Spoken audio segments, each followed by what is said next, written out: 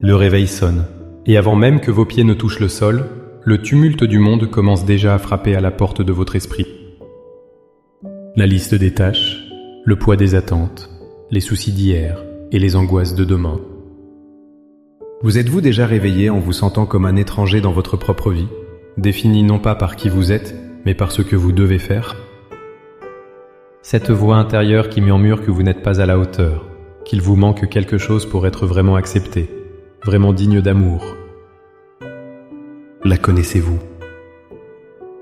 Elle est subtile, persuasive, et elle nous vole notre paix avant même que la journée n'ait véritablement commencé.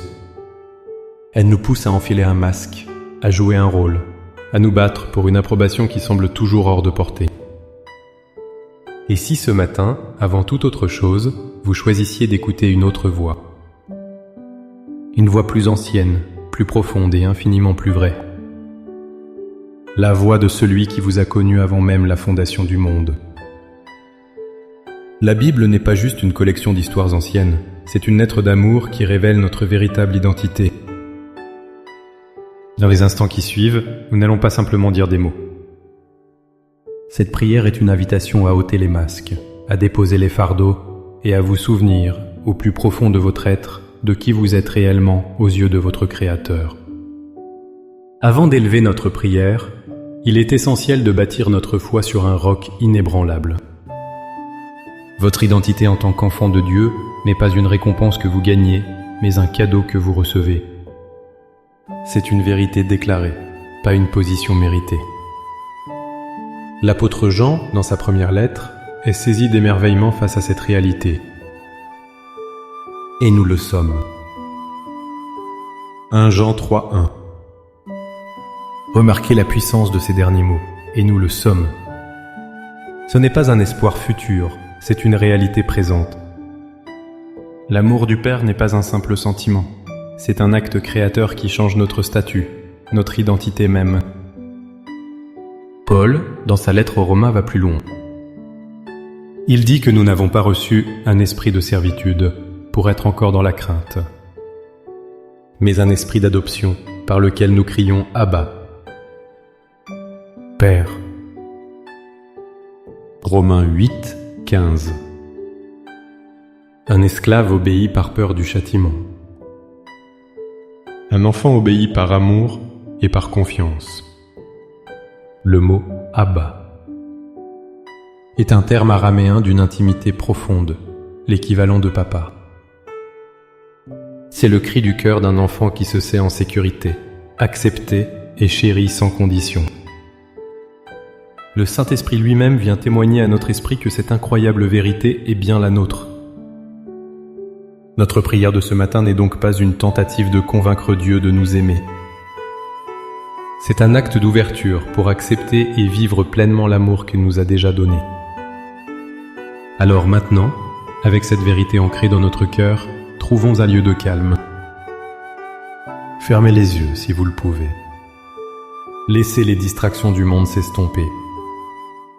Je vous invite à faire de ces mots les vôtres, à les laisser résonner non seulement dans votre esprit, mais dans les profondeurs de votre âme. Père très saint, Abba, mon Papa céleste. En ce début de journée, je me présente devant toi, non pas comme un serviteur craintif, mais comme ton enfant. Je viens dans le silence de ce matin pour écouter ta voix avant toutes les autres. Je ne viens pas à toi avec une liste de requêtes, mais avec le simple désir de me reposer en ta présence et de me souvenir de qui je suis en toi. Aujourd'hui, je choisis consciemment de déposer à tes pieds le fardeau de la performance. Je dépose la voix de l'accusateur qui me rappelle constamment mes échecs et mes imperfections. Je renonce à la peur de ne pas être assez bon, assez intelligent, assez fort. Je me libère de la pression de devoir vivre selon les attentes changeantes des autres. Je te remets le besoin de prouver ma valeur. Je renonce à la croyance que je dois mériter ton amour. Je lâche prise sur toutes les fausses identités que j'ai construites pour me protéger ou pour impressionner. Aujourd'hui, je choisis la vulnérabilité devant toi, mon Créateur. Père, je te demande maintenant d'ouvrir les oreilles de mon cœur. Parle-moi ta vérité. Par la foi, je proclame que je ne suis pas une orpheline spirituelle, mais ton enfant adopté. Dans ta famille, par le sang précieux de Jésus. Je suis un membre de ta maison. Je proclame que ma valeur n'est pas définie par mon compte en banque, mon statut social, le nombre de mes succès ou l'opinion des autres, mais par le prix inestimable que tu as payé pour moi sur la croix. Je suis un trésor à tes yeux. Je proclame que ton amour pour moi n'est pas conditionnel. Il ne diminue pas lorsque je faiblis et n'augmente pas lorsque je réussis. Il est constant, éternel et parfait, comme toi. Tu te réjouis de moi avec des chants d'allégresse. Je proclame que je suis pardonné.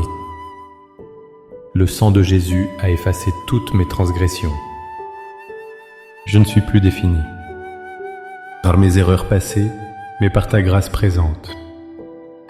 Je suis une nouvelle créature en Christ. Je te demande, Saint-Esprit, de faire témoigner à mon esprit cette vérité maintenant. Fais taire tous les mensonges et amplifie la voix du Père qui murmure à mon âme « Tu es mon enfant bien-aimé, en qui j'ai mis toute mon affection. » Permets-moi de ressentir la chaleur de ton étreinte paternelle, la sécurité de ta présence. Par la foi, en cet instant, je reçois ton amour qui guérit les blessures de rejet. Je reçois ta paix qui surpasse toute intelligence et qui garde mon cœur et mes pensées. Je reçois mon identité de fils, fille bien-aimé. Je ne suis plus un esclave de la peur, je suis un enfant de Dieu. Merci, Père, de me rappeler qui je suis. C'est dans la force et la confiance de cette vérité que je choisis de marcher et de vivre aujourd'hui. Au nom puissant et aimant de Jésus. Amen. Cette vérité n'est pas juste pour ce moment de prière. Emportez-la avec vous comme un bouclier tout au long de cette journée. Quand le doute frappera à votre porte, quand la critique se fera entendre, quand vous vous sentirez inadéquat, rappelez-vous de la voix de votre Père. Respirez profondément et répétez-vous « Je suis un enfant bien-aimé de Dieu ». Si cette prière a touché votre cœur, montrez-le en cliquant sur « J'aime ». Partagez-la avec quelqu'un qui a peut-être besoin d'entendre ce message d'espoir ce matin. Et si ce n'est pas déjà fait, abonnez-vous pour continuer à nourrir votre âme avec nous. Pour sceller cette prière dans votre cœur, écrivez dans les commentaires « Je suis un enfant bien-aimé de Dieu ». Chaque déclaration est une encre de plus pour votre foi.